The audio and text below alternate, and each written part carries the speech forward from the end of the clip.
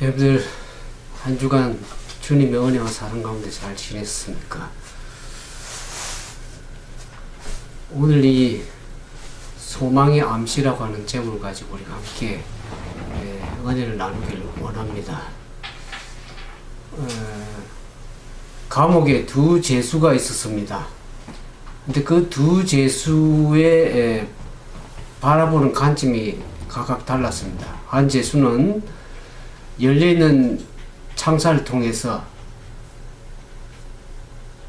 조그맣게 열리는 그 창문을 통해서 창살만을 바라봤습니다. 그러나 다른 한 죄수는 그 창살 너머에 들에 피어있는 한 송이의 꽃을 바라봤습니다. 오늘 여러분은 무엇을 바라봅니까?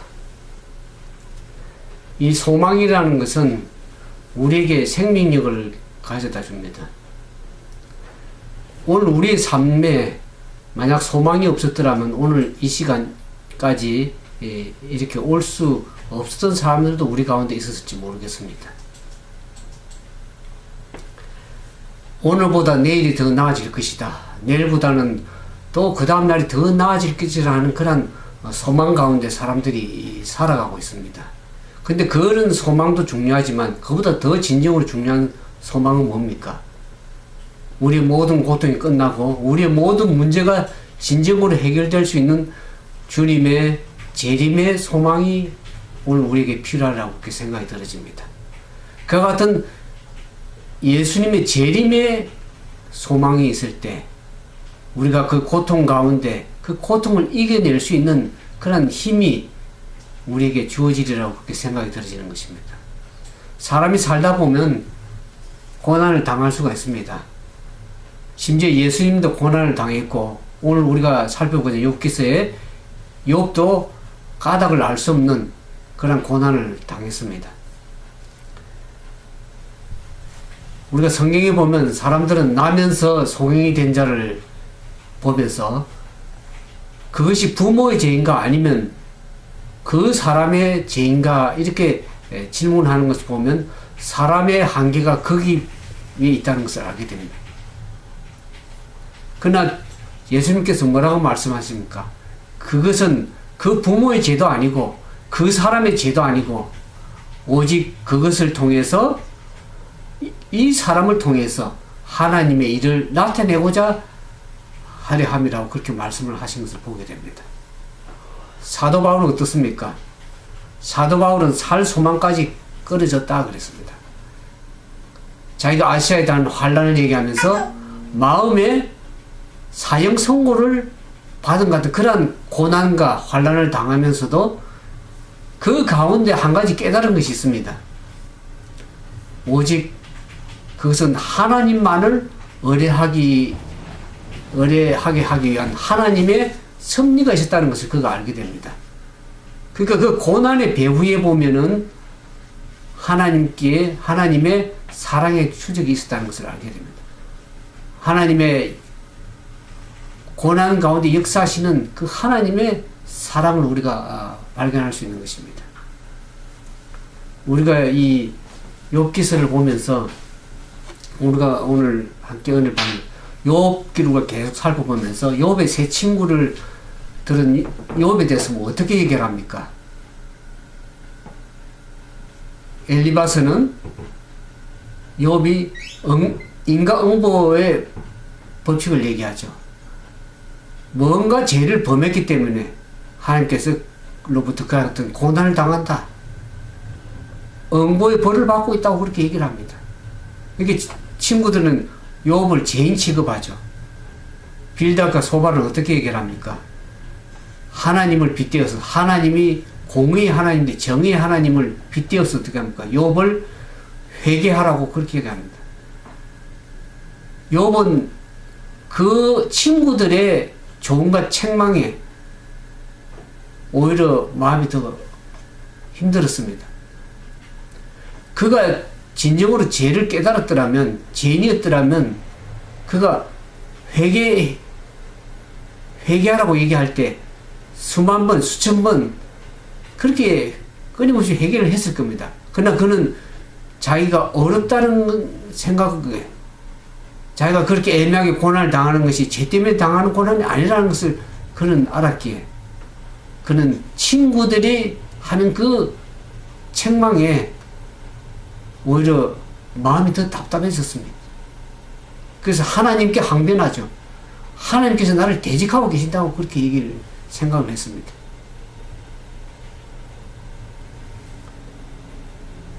욥의 두 친구는 욥을 죄인으로 취급했습니다. 그러나 이 세 번째 친구인 소발은 오히려 욥을 짐승 취급했습니다. 욥기 11장 12절에 보니까 허망한 사람은 지각이 없나니 그의 출생함이 들나귀 새끼 같으니라 그랬습니다. 불쌍히 여기고 위로하고 도와줄 친구에게 오히려 짐승 취급을 합니다. 욥을 인격을 완전히 무시하는 거죠.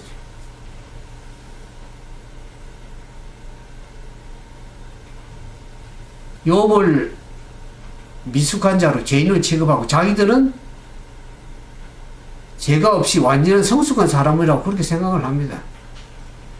그래서 욥의 인격을 무참하게 짓밟는 말을 함부로 내뱉는 것을 보게 되는 것입니다. 오늘 우리는 참 말에 조심을 해야 되겠다 그런 생각을 합니다. 옳은 말이라고 해서 다 유익한 것이 아니라는 것을 우리가 알아야 됩니다. 욥의 친구들 말이 얼마나 옳은 얘기를 합니까?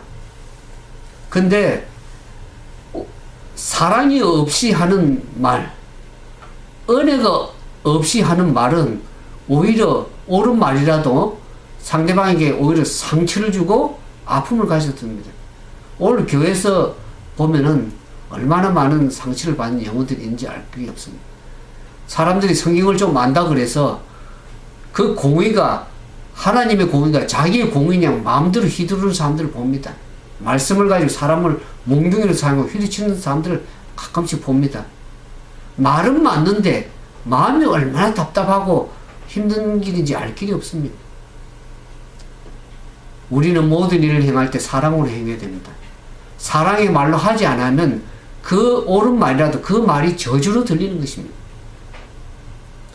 오늘 제가 이 페이스북을 이렇게 사용을 많이 하고 있는데 그 주변에 사람들이 글을 올리는 거 보면 얼마나 다른 사람을 비난하고 정죄하는지 알 길이 없습니다. 오늘 한국의 대통령이 잘못을 해서 얼마나 사람들이 비난 정도가 아니라 욕을 얼마나 퍼붓는지 알 게 없습니다. 심한 말까지 합니다.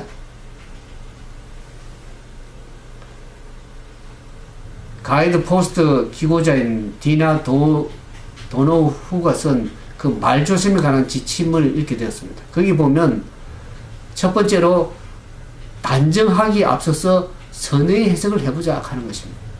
잘못된 선입관 대신에 좋게 해석하는 겁니다.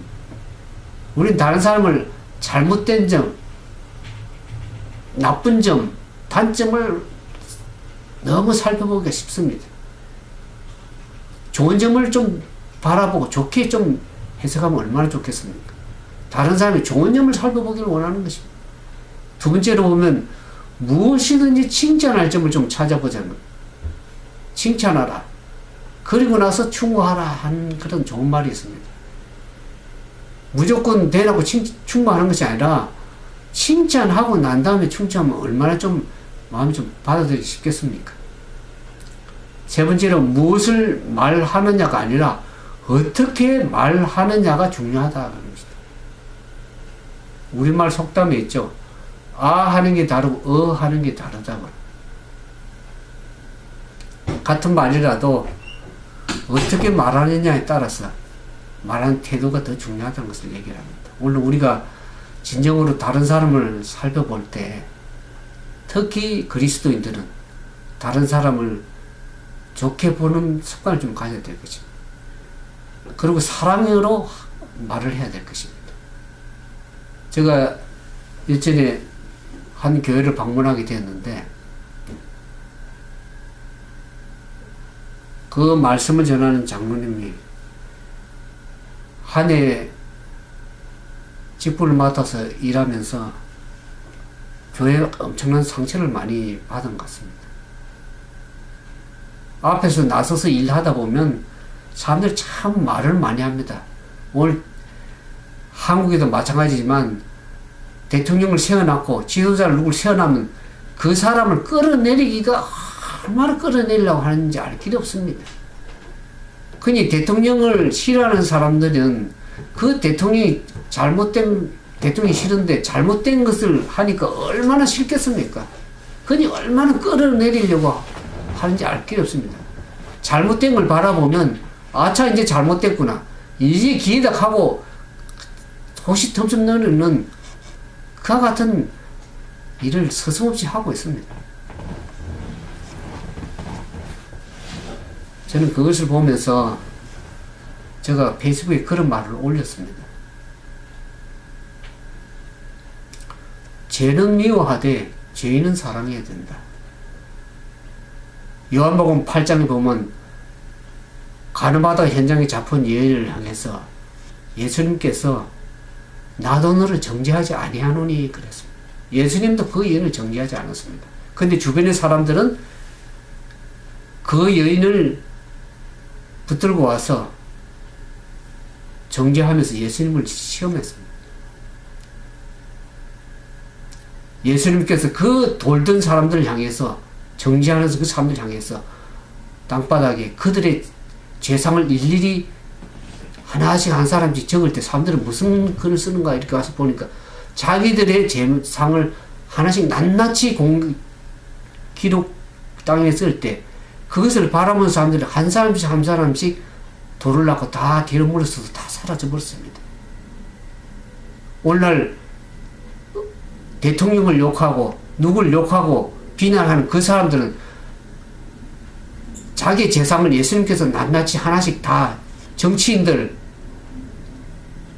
비난하는 그 사람들 향해서 공개한다 그러면 그 사람들은 그 들고 있던 촛불 그 정지하고자 하는 그 돌들을 다 일어날 겁니다. 다 도망갈 거예요. 예수님께서 그 여인을 향해서 정지하는 자가 어디에 있느냐? 나도 너를 정지하지 않으면 다시는 가서 죄를 험치 말라고 그렇게 당부를 하십니다. 오늘 우리는 고통당하고 힘들어하고 어려운 사람들에게 그들을 향해서 위로하기보다는 너무나 심한 정죄를 하고 있습니다. 그러니까 욥의 친구들도 어떻습니까? 그런 말을 할 때 욥은 그 친구들이 이렇게 합니다. 욥기서 16장 2절에 보면 자네들은 모두 나에게 재난을 주는 위로자일 뿐이야 그랬습니다. miserable comforter는 재난을 가져두는 위로자들이야. 그 친구들 하면서 그렇게 친구들이 얼마나 상처를 받았으면 니네들은 내게 재난을 가져주는 위로자야. 오늘 우리가 살펴보고자 하는 욥기 13장에 보면 13장 2절에 너희 아는 것을 나도 아느니 내가 너희만도 못하지 않으니라 그렇게 합니다. 엘리바스가 인과응보를 가지고 응보의 벌을 받았다고 욥이 얘기하는 그거 너만 아는 척 나도 안다. 소발과 빌닷이 하나님을 공의에 빗대어서 욥을 향해서 충고하는 그거 욥도 다 안다. 너희만 못하지 않느니라 그러면서 참으로 나는 전능자에게 말씀하라 하면 하나님과 변론하라 하노라 그랬습니다. 사람의 말이 위로가 되지 않는 것입니다. 사람의 말이 오히려 우중하고 책망하는 것이 오히려 짐이 되고 상처가 되고 어려움을 가져다 주는 것입니다. 아픔을 가져다 주는 것입니다. 그래서 욥기 13장 4절에 보면 욥이 그 친구들 항상 그렇게 합니다. 너희는 거짓말을 지어내는 자요 다 쓸모없는 어연이니라 그랬습니다. 오늘 욥의 세 친구가 욥에게 욥을 상황에 대해서 아는 것이 딱 두 가지입니다. 첫 번째는 뭡니까? 욥이 참으로 감당할 수 없는 힘든 재난을 당하고 있다. 고통을 재난 가운데 있다는 것을 알고. 또 한 가지는 어떻습니까? 욥이 그 재난 때문에 가다가 알 수 없는 불행 때문에 그 큰 고통을 받고 고뇌하고 있다는 그 두 가지를 아는 것입니다. 근데 욥의 친구들은 그 아는 두 가지 사실에 넘어서 자기들의 추측을 하고 판단하고 비평하는 것입니다. 책망하는 것입니다. 그러니까 이 자기가 알지도 못하는 걸 추측하고 넘어서 판단하는 것은 거짓말하는 것과 같다 그렇습니다. 거짓말하는 것입니다.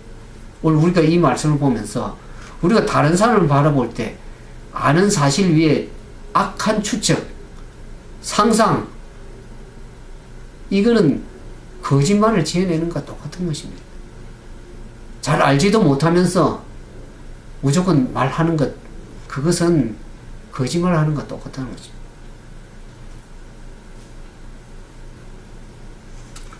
여기 영감의 교훈에 보면 가르법 기벌 상권 346페이지 47페이지 보면 하나님께서는 어떤 사람에게도 그들의 잘못을 다시 상기하도록 그리고 사악한 가운데 놓여있는 세상과 믿음이 연약한 많은 자들로 구성된 교회에 그들의 잘못을 제시하도록 감동을 주시지 않았다는 겁니다.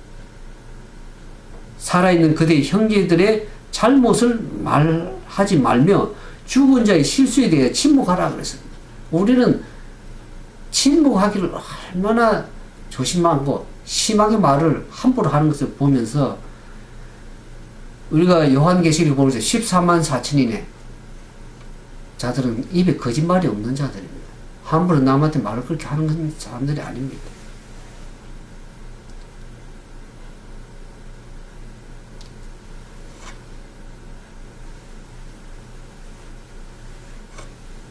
그래서 욥은 친구들에게 너무 많은 괴로움을 당하고 상심을 당하기보다는 오히려 하나님의 대답을 듣기로 하나님과 항변하고 얘기를 하죠. 그래서 오늘 우리가 욥기 13장 15절에 보면은 욥이 그렇게 얘기합니다. 주께서 나를 죽이실지라도 나는 그분을 신뢰하겠다. 그렇게 얘기합니다. 주께서 나를 죽이실지라도 나는 그분을 소망하니 그분 앞에 내 행위를 변호할 것이다. 그런 얘기를 영어 성경에 보니까 Though he slay me, I will hope in him. Yet I will argue my ways to his face라고 그렇게 얘기를 하고 있습니다. 히브리 원문에 보면은 나는 그분만을 신뢰한다. 나는 그분만을 희망한다. 이렇게 표명하고 있습니다. 욥은 온전히 하나님만을 바라보기로 마음에 확정을 합니다. 비록 하나님께서 자기를 죽이신다 할지라도 여전히 하나님께만 소망을 두고 희망을 두겠다고 그렇게 욥은 신앙의 고백을 하고 있습니다. 욥의 신앙 고백 가운데 최고의 고백이라는 거 보여집니다. 아브라함이 바랄 수 없는 중에 믿은 것처럼 욥이 그와 같은 신앙의 수준인 것 같습니다. 욥이 그와 같은 까닭을 알 수 없는 그런 불행 가운데, 고난 가운데, 고통 가운데 여전히 있으면서도 하나님을 전적으로 신뢰하고 소망한다고 그와 같은 거 보면 오늘 아브라함 믿음처럼 바랄 수 없는 중에 욥의 지금 현실, 인간적인 현실의 눈으로 보면은 그런 말을 할 수가 없습니다. 어떻게 그와 같은 고백을 할 수 있을까? 오늘 말씀 듣는 저와 여러분이 그와 같은 욥과 같은 고난과 고통 가운데 있으면 여러분들이 하나님께 소망을 두겠습니까? 오늘 제가 이걸 보면서 우리가 이제 마지막 시대를 살아가는 우리들에게 욥과 같은 그런 믿음이 좀 필요하다. 그런 생각을 합니다. 욥이 그와 같은 신앙 고백을 하는 그 순간에 하나님과 사단의 그 내기가 이제 사단의 게임은 끝났다고. 게임 오버. 쉽게 얘기하면. 더 이상 사단이 건들 수 없는 그러한 고백인 것을 우리가 보게 되는 것입니다. 욥은 비록 하나님께서 자기를 죽음으로 내몰아 친다 할지라도 여전히 하나님은 살아계시고 좋으신 분이기 때문에 자기의 그 하나님께 대한 확신은 변동이 없다는 것을 얘기를 하는 것입니다.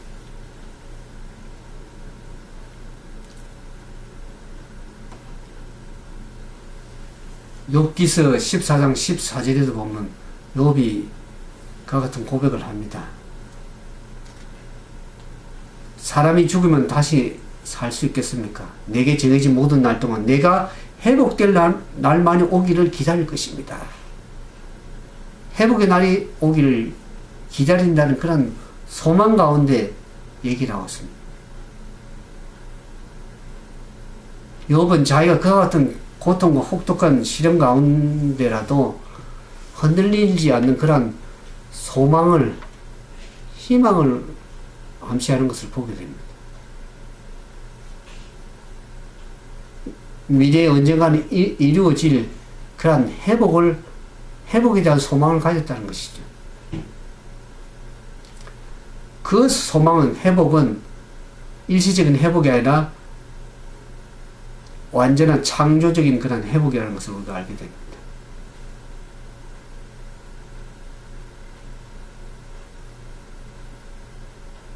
욥기서 14장 14절이 희망의 기도입니다. 새롭게 회복되는 날을 학수고대하고 하나님께 드리는 기도입니다. 어둠이 지나가고 희망의 새아침이 밝아오기를 기대하는 그런 회복.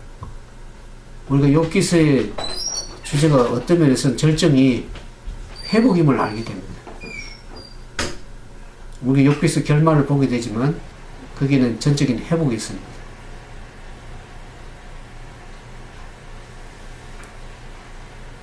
재정적인 회복뿐만 아니라 육체적인, 정신적인, 영적인 그런 온전한 회복이 있다는 것을 우리가 배우게 됩니다.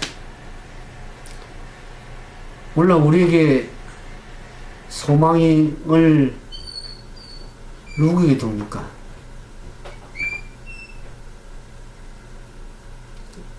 제가 그런 말을 페이스북에 올렸습니다.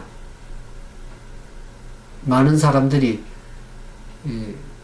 트럼프가 대통령이 당선되는 걸 보면서 종교인들에게 어떤 혜택을 베푸니까 종교인들이 희망을 갖기를 시작했습니다.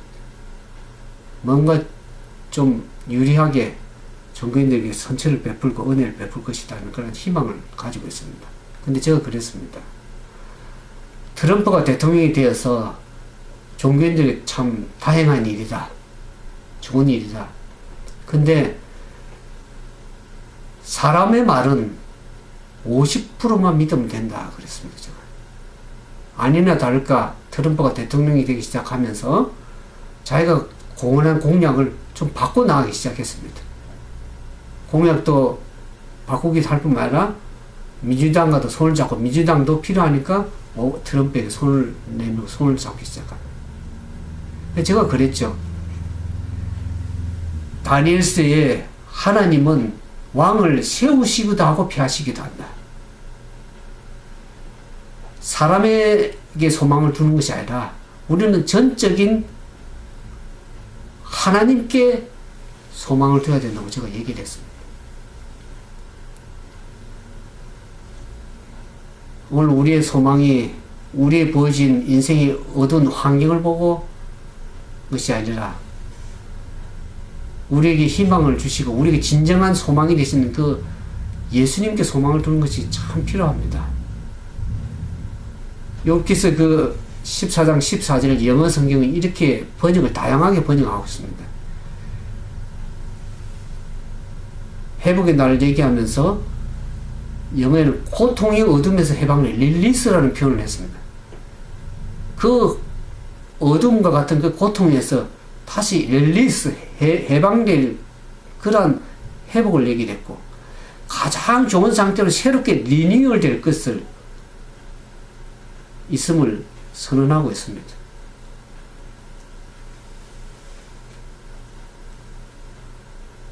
욥이 그 최악의 상황에서 진짜 좋으신 하나님을 신뢰하고자 하는 그 마음을 확정하는 순간에 사단과의 게임이 끝나면서 어떡합니까? 그 믿음을 선포하는 순간부터 새롭게 회복되는 그러한 날이 이미 그에게 시작이 된 것입니다. 오늘 우리의 믿음도 마찬가지입니다. 우리가 하나님께 전적으로 마음을 둘 때 세상이 감당을 할 수가 없고 오늘 욥과 같은 그런 고백을 하게 될 때는 사단도 더 이상 건드리지 못할 것입니다. 오늘 우리의 소망을 정하면 재물에 두지 말고 사람에게 두지 말고 우리를 영원히 살게 하시고, 비록 우리가 고통 가운데 다 이해할 수 없다 할지라도 그 고통을 끝내시기 위해서 십자가에 대신 죽으신 그 예수님께 소망을 두고 우리의 영원한 생명을 다시 회복시킬 그분께 온전한 소망을 둘 때 우리는 이 땅에 당하는 고난에 너무 힘들어하지 않을 것입니다. 우리에게 주는 매일의 고난이 있고 그날의 괴로움이 있지만은 그 가운데서라도 하나님께 소망을 둘 때 우리는 진정한 소망이, 그것이 진정한 믿음입니다. 그럴 때 우리는 그분을 의지할 때 우리에게는 참된 위로와 힘이 있는 것입니다. 고난 가운데 이겨낼 수 있는 그런 힘이 우리에게 있는 것입니다. 때로는 우리가 고난 가운데, 고통 가운데 있을 때 말씀이 잘 들어오지 않습니다. 기도가 잘 되지 않습니다. 그렇다 할지라도 하나님이 여전히 우리 곁에 계십니다. 우리 홀로 버려두지 않습니다. 오늘 여러분들이 말씀 가운데 보면 하나님은 하나님의 뜻대로, 하나님을 사랑한 자, 그 뜻대로 부르심을 입은 자들에게는 모든 것이 합력하여 선을 이루시는 그 하나님을 믿어야 될 것입니다. 고난 가운데 있다 할지라도 그것을 통해서 사도 바울이 고백한 것처럼 하나님을 더 의뢰하고자 하는 하나님의 사랑의 추적이 있는 것입니다. 그게 하나님의 섭리가 있는 것입니다. 시편에도 얘기했죠. 내가 고난 가운데 하나님의 윤리를 배우게 됐다고. 그 고난을 통해서 하나님이 주시는 우리의 유익과 그분이 우리에 대한 섭리가 있는 것입니다. 오늘 우리는 욥과 같이 때로는 앞으로 생에 살아가면서 이유를 알 수 없는 고난을 당할 때가 있을 것입니다.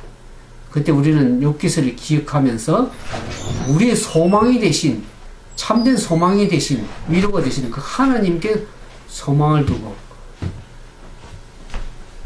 그분께 전적인 신뢰하는 그런 믿음을 갖는 그런 우리 모두가 되기를 진정으로 바라면서 말씀을 마치도록 하겠습니다. 함께 기도하겠습니다. 우리의 위로가 되시고 우리의 참된 소망 되시는 하늘에 계신 아버지 하나님, 우리는 때로 이 세상을 살아가면서 얼마나 힘들어하며 또 현실에 묶여서 머리를 들어 하나님을 보지 못할 때가 얼마나 많습니까? 우리가 말씀에 소망을 두고 우리에게 진정으로 그 알 수 없는 그 고난과 고통 속에서도 함께 하시는 그 좋으신 하나님을 의지하고 온전히 그분께 신뢰감을 두고 소망을 둘 수 있도록 우리에게 믿음을 더해 주시옵소서. 욥의 믿음을 보면서 고난 가운데 주님께 전적으로 신뢰하는 그러한 믿음을 가진 것처럼 오늘도 우리가 우리의 믿음을, 우리의 소망을 전적인 하나님께 두기를 원합니다. 우리의 마음을 주님께 고정할 수 있도록 성령님께서 인도해 주시고 우리의 연약한 믿음을 일깨워서 하나님께 향하는 그런 믿음을 가지고 우리의 믿음의 주 온전케 하시는 예수 그리스도께 오직 나아갈 수 있는 우리 모두가 되도록 도와주시옵기만을 간절히 바라올 때 우리를 죄 가운데서 구원하시는 우리 구주 예수님 이름으로 감사하며 간절히 기도드리옵나이다.